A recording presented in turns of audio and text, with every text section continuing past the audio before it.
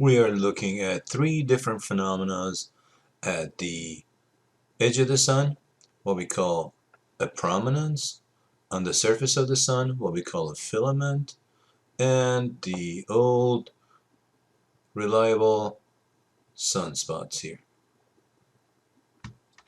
To understand these phenomena, we need to understand magnetic fields.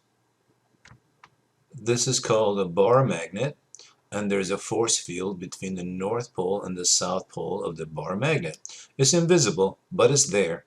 If you put two ends of a magnet together, they will repel each other if you put two north ends together and if you put two south ends together, whereas the north and the south attract each other. The direction of this force is from the north to the south pole of the magnet, as the arrows indicate.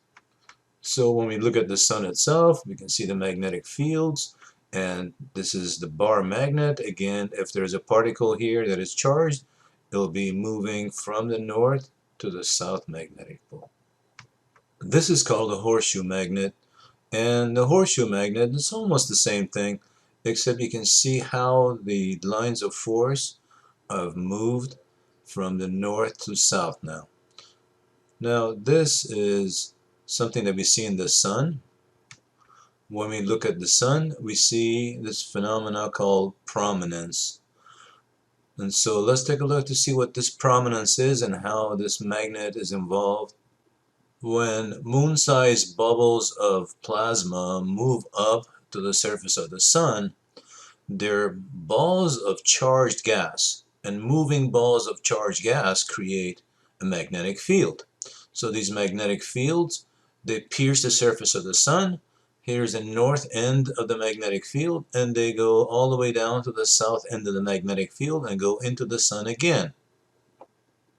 You see these balls of plasma, about moon-sized balls of charged gas. As they move, they create a magnetic field, and then when they get to the surface, when they explode, the gases get caught in the magnetic field and they move from the north to the south end of the magnetic pole. Some of the gases get caught at the base of the magnetic field. This is what causes the sunspots.